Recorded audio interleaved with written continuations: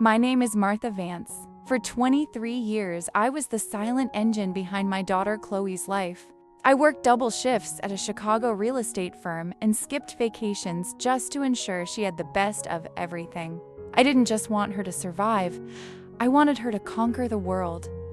On the night of her college graduation, I thought I was giving her the key to her future. Instead, I handed her a mirror that showed me who she had become. We were in our penthouse overlooking Lake Michigan. I handed her a gift wrapped in silver paper, professional like a camera. It cost me $10,000, a sum I had scraped together penny by penny. Chloe didn't even look at the lens.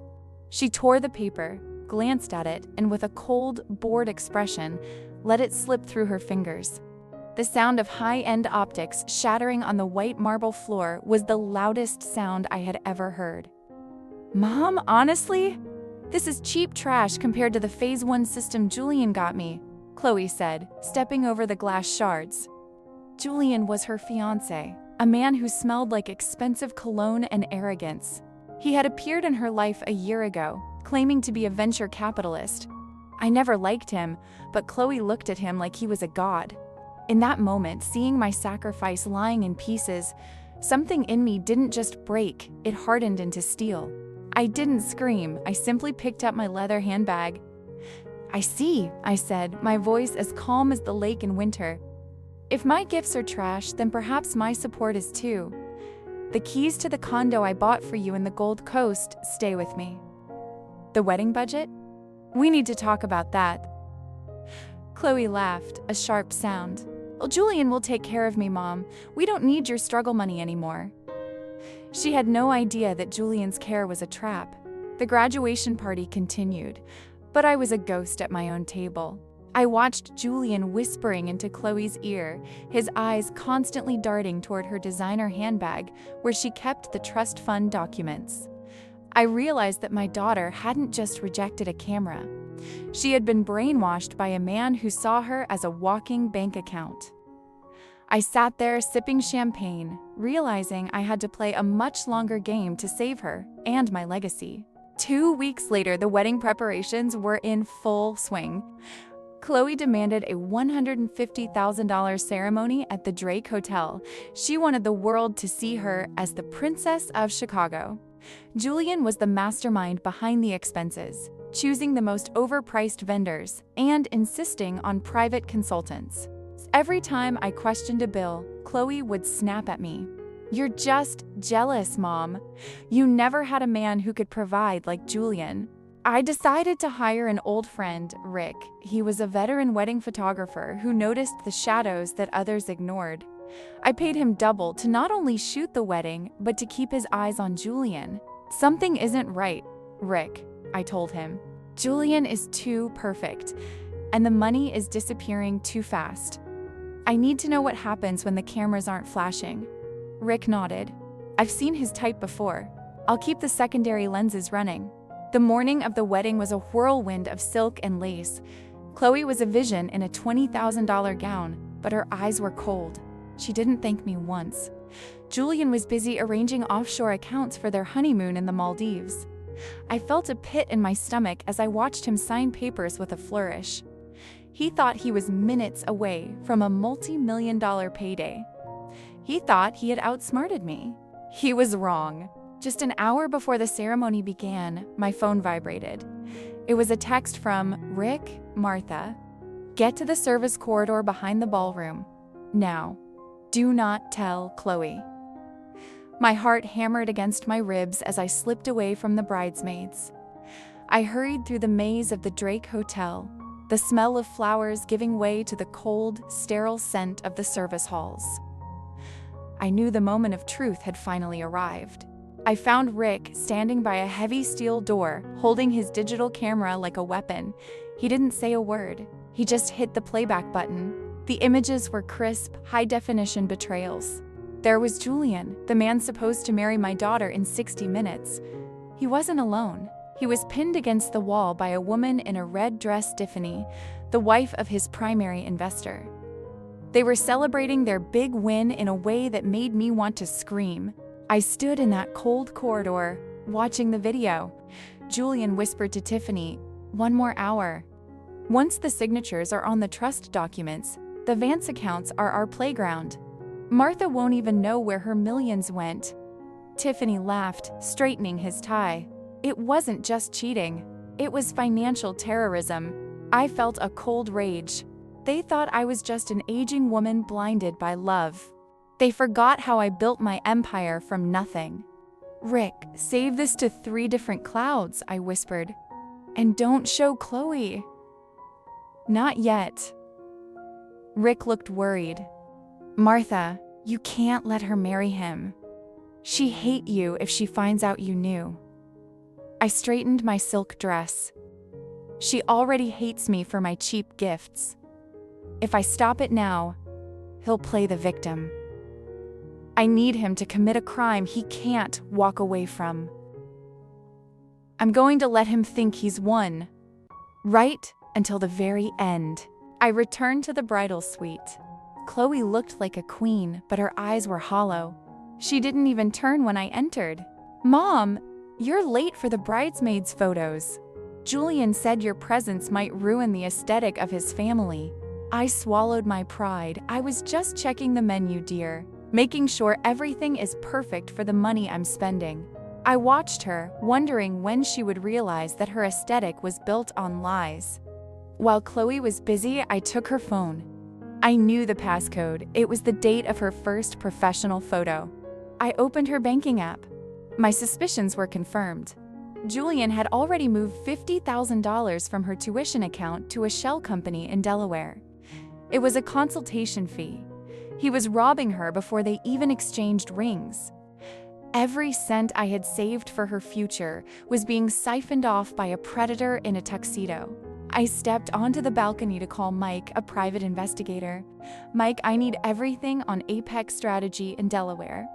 Check the link between Julian Miller and Tiffany's husband, Arthur. I think Julian is leaking my real estate secrets to Arthur through Chloe." Mike grunted. "Martha, this is a dangerous game. If Arthur finds out, he'll destroy them both." "Exactly," I replied. "I'm counting on it. Let's see how Julian likes playing with fire." The ceremony began with a string quartet. The hall was filled with orchids costing more than a Harvard degree. As Chloe walked down the aisle, I saw Julian squeeze out a fake tear. Actor of the year. I sat in the front row, feeling like I was in an electric chair. In my clutch was a USB drive with the evidence. I looked at my daughter and saw the 7-year-old who used to photograph birds in the park. Where did that little girl go? "Do you, Chloe Vance, take this man?" The priest's words sounded like a sentence. Julian swore eternal loyalty. I looked at Tiffany, sitting in the 5th row in a provocative red dress. She could barely hide her triumphant smile. They thought they had hit the jackpot. They thought I was blind.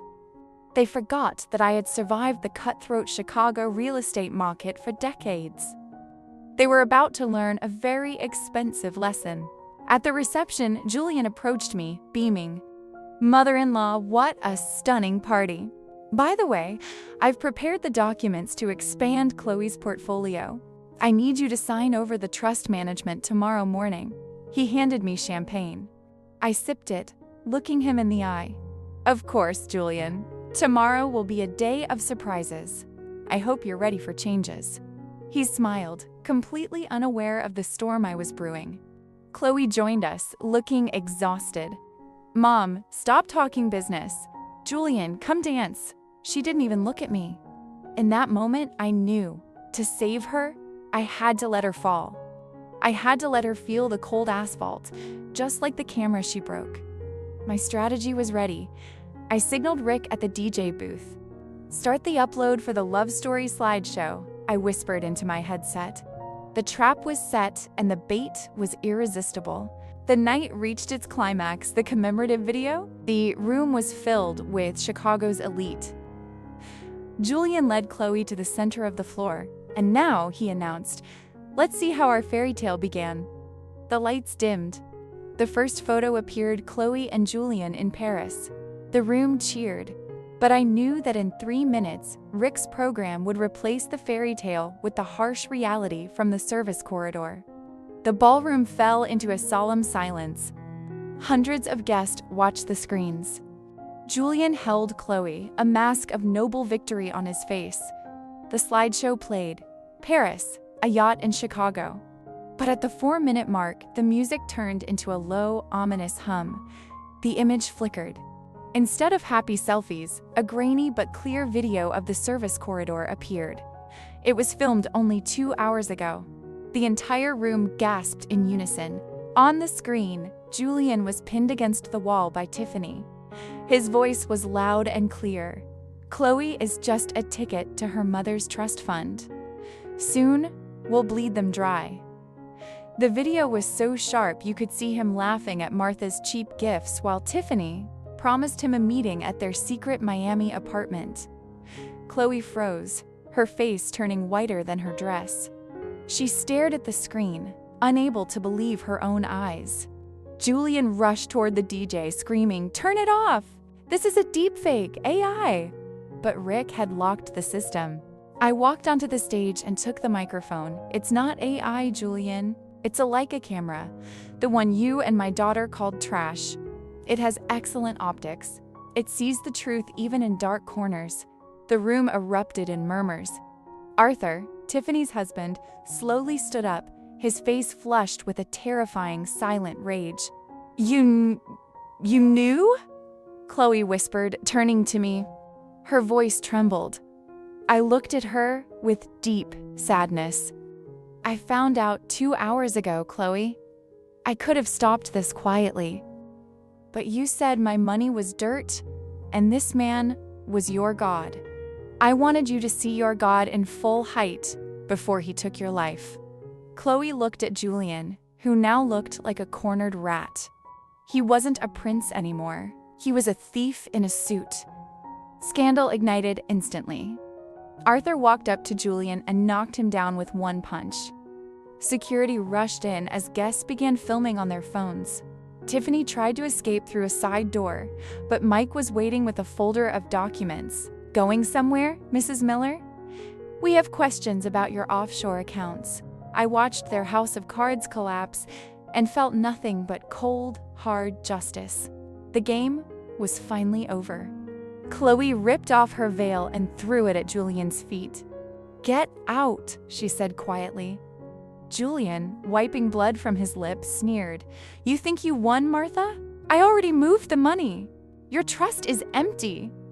He laughed, certain of his win. I smiled and pulled out my phone. "You moved the money to Apex Strategy, Julian, but you didn't check who owns it. I bought that company yesterday." "You moved my money back to me." Julian's face went gray. He realized I was 3 steps ahead. At that moment, FBI agents entered the ballroom. "Julian Miller, you're under arrest for grand larceny and identity theft." He was led away in handcuffs under the glow of 100 smartphones. The wedding of the year had become the arrest of the year. Every guest in the room was a witness to his downfall. He had no way out, no allies left, and no money. The hall began to empty. Waiters looked at the piles of uneaten lobster and expensive champagne. Chloe stood in the middle of the empty dance floor, surrounded by the shards of her perfect life. She looked at me, and I saw a spark of realization I hadn't seen in years. She walked over to the broken Leica camera I had placed on the stage as a symbol. She touched the cold metal and finally started to cry. "Mom, I lost everything," she sobbed, falling to her knees. I hugged her, ignoring the hurtful things she had said. "No, Chloe, you didn't lose. You just bought your freedom. This was the most expensive deal of my life. $150,000 for this banquet and $10,000 for a camera. But seeing you wake up is priceless." We sat on the floor of the empty ballroom, sharing the first honest moment we'd had in a decade. But the story wasn't over. Julian was in jail, but Tiffany had connections, and the legal battle to recover the remaining assets was just beginning. Arthur was also furious. blaming our family for the tabloid headlines. I knew a new war would start tomorrow, but I wasn't alone anymore. Chloe had a camera in her hands again, and this time, she was going to shoot the truth. We were ready for whatever Chicago threw at us next. The next morning, Chicago woke up to headlines I helped write. Drake Hotel wedding turns into FBI sting. The photo of Julian in handcuffs went viral. But while tabloids enjoyed the drama, I was in my office with Sarah Miller, my best lawyer. We knew Julian was just the tip of the iceberg. His lawyers were already countersuing, claiming the video was a fabrication by a manipulative mother to hide my own financial crimes. Chloe locked herself in her room. Her world, built on Julian's lies, had collapsed. She saw comments online. Rich girl got what she deserved. I entered without knocking, carrying breakfast and the broken Leica. Get up, Chloe. We don't have time for tears. Julian is demanding half of your trust fund as spousal support in his divorce filing. Chloe jumped out of bed, her eyes burning with a new, fierce rage. He wants what after everything? I put the broken camera on her nightstand. He thinks you're weak. He thinks I'll protect you with money and he can take a bite. But we won't just defend ourselves. We're going to destroy his reputation so he can't even get a job cleaning shoes in this city. I handed her a folder from Mike. It was proof Julian used her name to take loans against properties he didn't own. Meanwhile, Tiffany gave a tearful TV interview claiming she was a victim. Julian forced me. He threatened my family. It was a move to avoid her husband's wrath. But Arthur wasn't a fool. He froze her accounts and threw her clothes into trash bags on the street.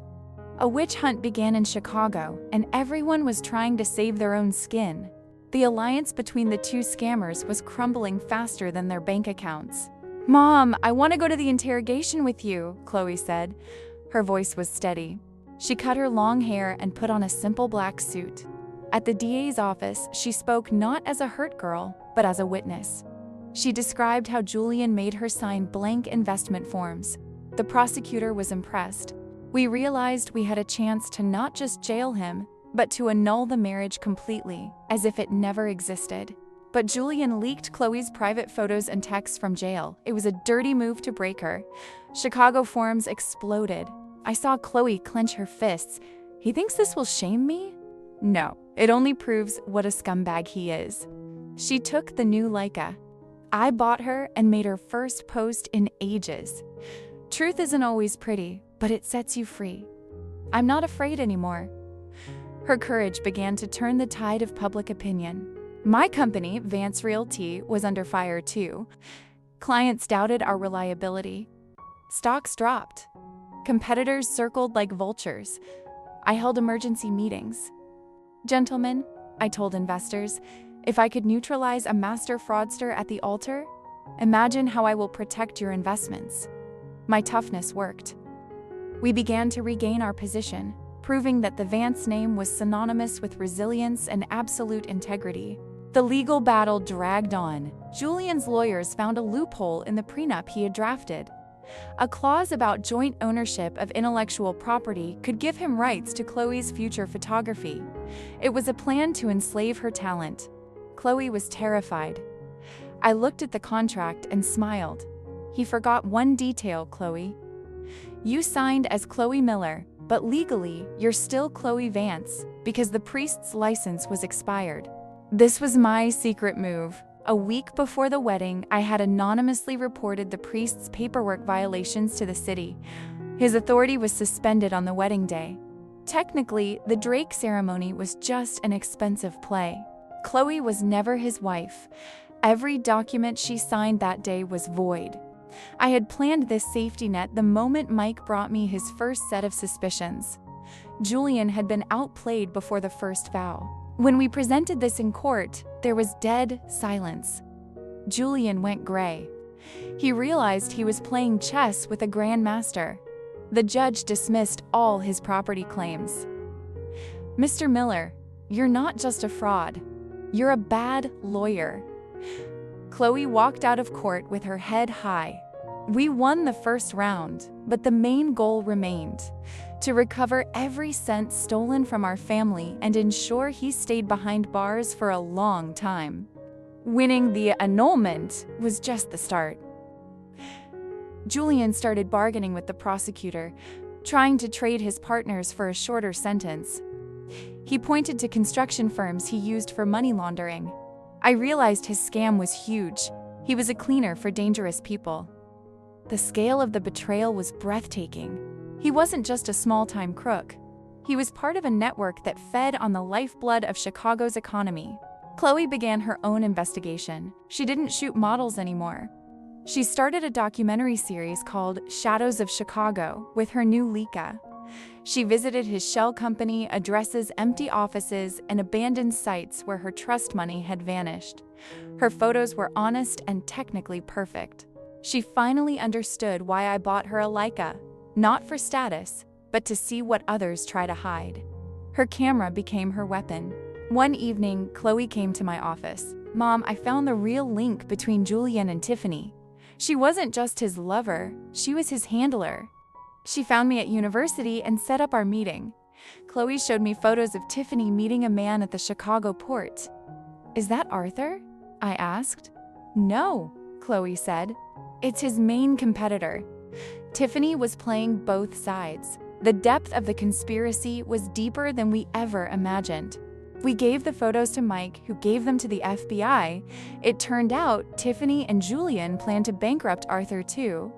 When Arthur found out, his rage was legendary. He gave us access to Julian's personal servers. We found everything: lists of stolen assets, crypto keys, and plans for a new life in Europe. We finally had the digital map of their crimes. The puzzle was complete, and the evidence was undeniable. The fraud trial was the event of the fall. Julian looked pathetic in his orange jumpsuit. When Chloe testified, she didn't cry. She showed her photos of the evidence. "This man didn't just steal money," she told the jury. "He tried to steal my identity, turning my love into a financial tool." Her testimony was so powerful that even Julian's lawyers looked down. She had transformed from a victim into a force of nature. Tiffany tried to flee the country, but was caught at O'Hare with a suitcase of cash and diamonds. Her arrest was the final blow. She broke during interrogation and confirmed everything. She told how they laughed at the naive mother and daughter while picking the $150,000 menu. These recordings leaked, and the city finally turned against them. There was no more sympathy for the victim, Tiffany. She was exposed as a predator. Julian was sentenced to 15 years. Tiffany got 8. We recovered 70% of the funds, but more importantly, we saved Vance Realty's name. Chloe didn't want her old life back. She sold her luxury car and moved to a studio in the Arts District. She opened a gallery for people hurt by financial scammers. She found a new purpose in life, using her art to heal others and herself. She was finally happy. At her first gallery opening, I watched her from the shadows. She was in simple black, her camera around her neck. A young architect named Daniel approached her. They talked with genuine warmth, no status, no ego. Chloe hugged me. "Thanks, Mom, especially for that broken camera. If it hadn't shattered, I'd still be in a glass castle that was about to break." We stood together, proud of the new life we had built. We walked along Lake Michigan that evening. "Mom, I hated that life Julian forced on me, and I took it out on you," Chloe admitted. I took her hand. "The past is in shards, dear. Now we build again."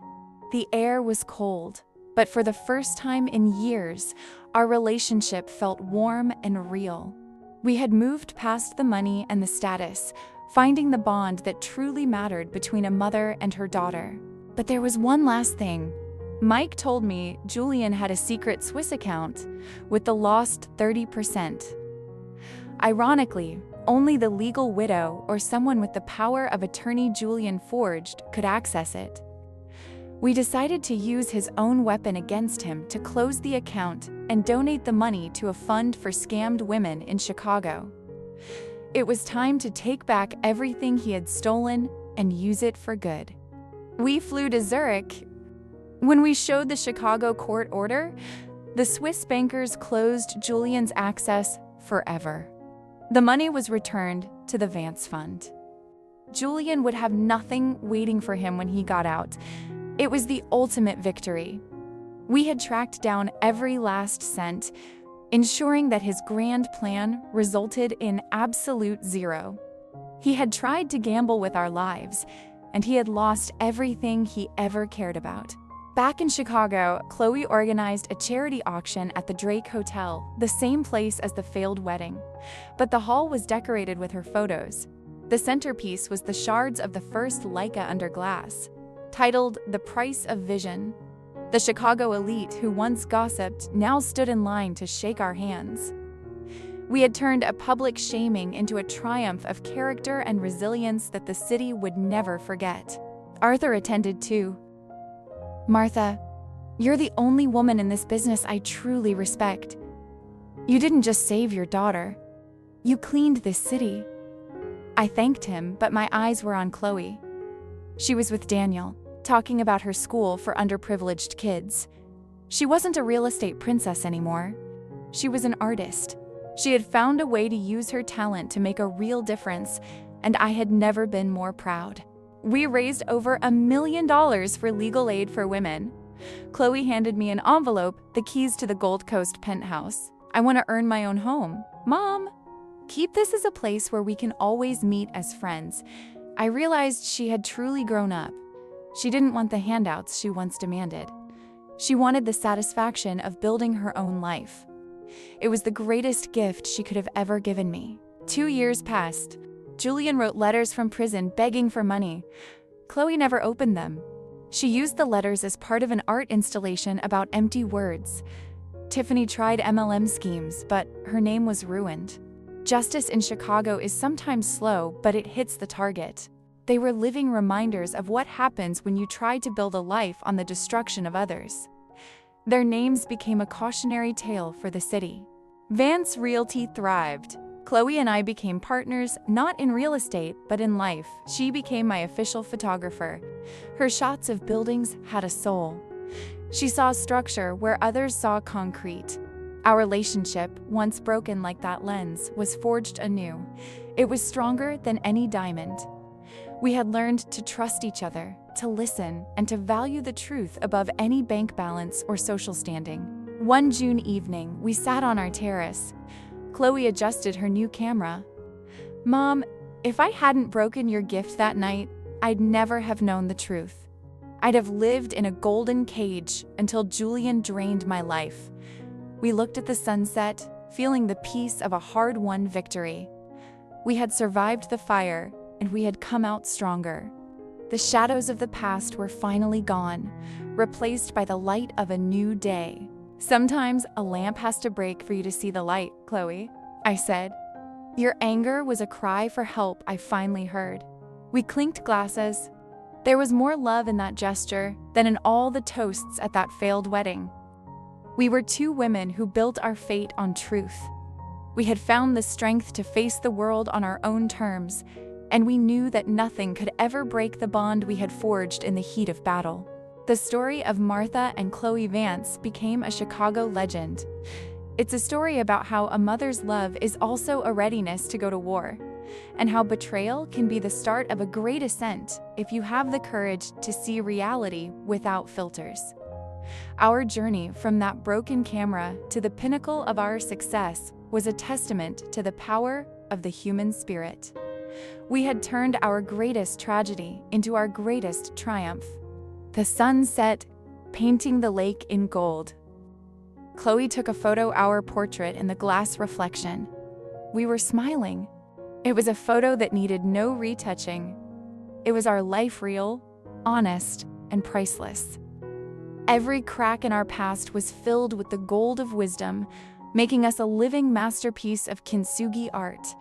We were finally whole, and the future was ours to capture, one honest frame at a time.